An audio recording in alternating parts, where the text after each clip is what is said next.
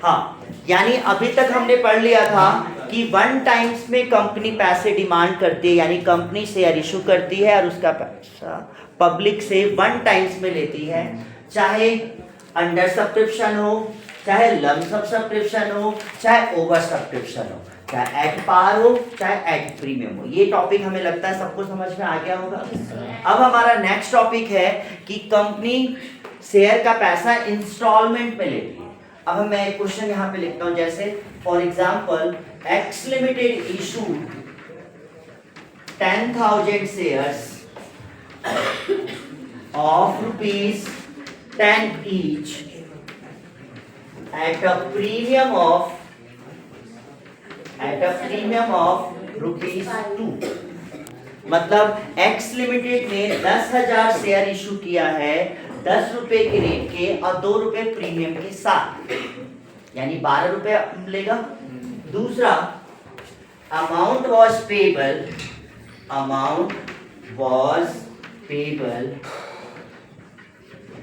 as on application ₹2, allotment ₹5 including premium, balance on first and final call। मतलब company को total 12 रुपए चाहिए थे ना, 2 रुपए फर्स्ट इंस्टॉलमेंट यानी एप्लीकेशन पे लिया, 5 रुपए जो अलॉटमेंट में लिया है वो इंक्लूडिंग प्रीमियम है, यानी प्रीमियम कितना था 2 रुपए, तो यानी ये है 3 + 2, यानी कैपिटल का पार्ट 3 है और प्रीमियम का पार्ट 2 है। 5 रुपए टोटल लिया, 5 रुपए टोटल, जिसमें इंक्लूडिंग प्रीमियम कितना था 2 रुपए, तो 5 रुपए में से 2 रुपए प्रीमियम है, तो कैपिटल कितना है 3 रुपए हुआ ना। क्लियर है, बात समझ में आई। यानी एप्लीकेशन 2 की है, अलॉटमेंट 5 की है। अब बैलेंस जो बचा first and final call, first and final call फिर कितना होगा, देखो 5 2 7, कितने पैसे बचे 3। टोटल 12 रुपए चाहिए थे ना, 12 रुपए चाहिए थे ना, तो 5 2 7, तो कितने बचे 5। इतना भी जोड़ने नहीं आता, टोटल कितने चाहिए 2 रुपए यहाँ हो गए, 5 रुपए यहाँ हो गए, कितना हुआ 7, तो यहाँ कितना होगा 5। बैलेंस मतलब क्या होता है जो रह गया। अब हमारा क्वेश्चन है all the share were subscribed and duly received.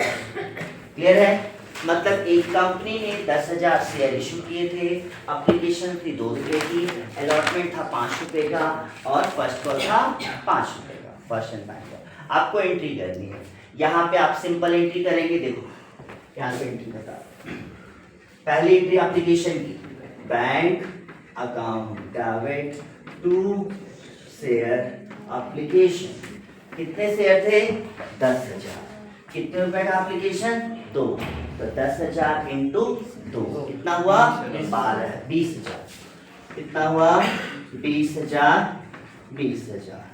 Her step पे 2 एंट्री होती है।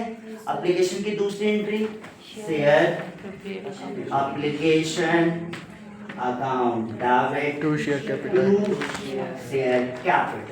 कितना नहीं, इसमें कहाँ प्रीमियम, इसमें प्रीमियम नहीं है ना, नहीं, तो इसलिए इसमें simple capital to share capital कितना 20,000।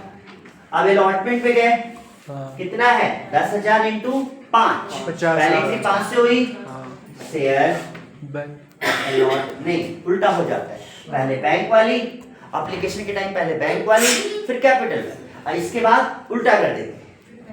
पढ़ाया था स्टार्टिंग में कि जब हम किसी चीज के अप्लाई करते हैं तो पहले पैसा देते हैं, उसके बाद हम ड्यूज पे पैसे देते हैं। तो दूसरा हो गया share allotment account debit to share capital और टू सिक्योरिटीज प्रीमियम। प्रीमियम किस में लिखते हैं कैपिटल वाले में, देखो यहाँ पे कितना 10,000 इंटू 5 3 50 30 20 हुआ ना, 50,000 30,000 20,000 और 20,000। आया समझ में? अब इसकी दूसरी बैंक वाली, bank account debit to share allotment, simple. कितना? 50। 50। एनी डाउट, एनी कंफ्यूजन इन दोनों एंट्री में? नहीं।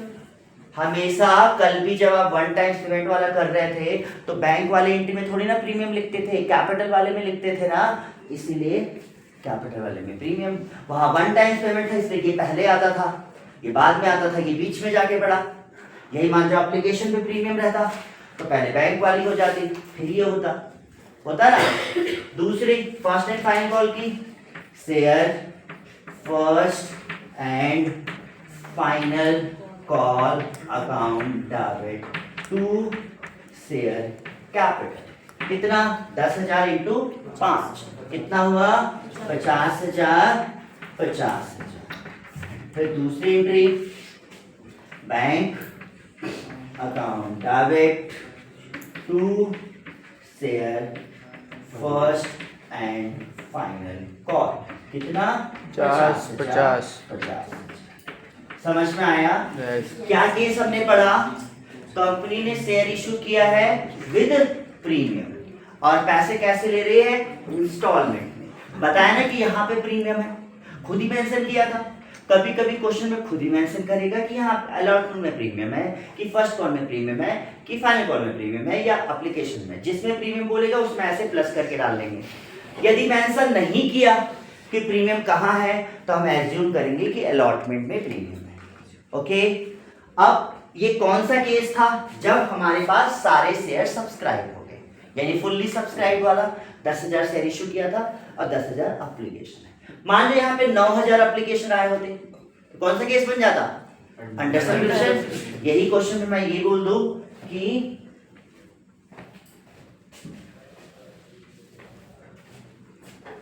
application were received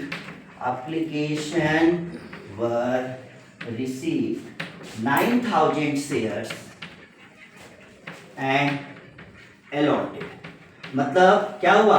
कंपनी ने 10,000 शेयर इशू किए थे बट एप्लीकेशन कितने की आई? 9,000 की।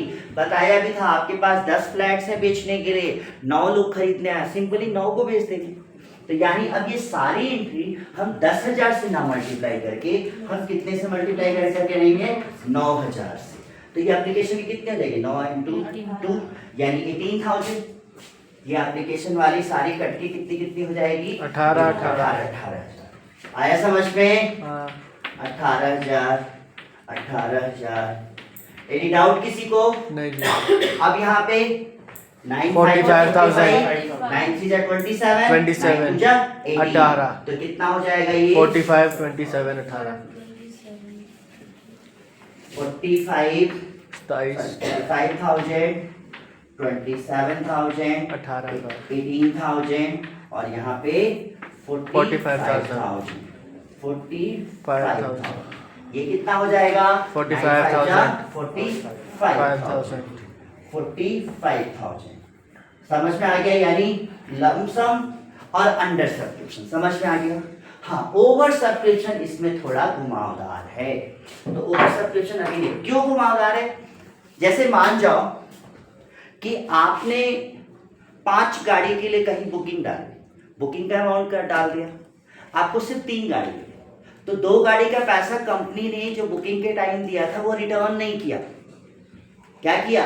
आपके आगे की इंस्टॉलमेंट में एडजस्ट कर दिया। तो हमें आगे भी एडजस्ट करना होगा। थोड़ा सा ओवर सब्सक्रिप्शन यहाँ घुमा। पहले इस टॉपिक पे करते हैं। अब क्वेश्चन लिखिए ऐसा ही सिमिलर लिखो सर।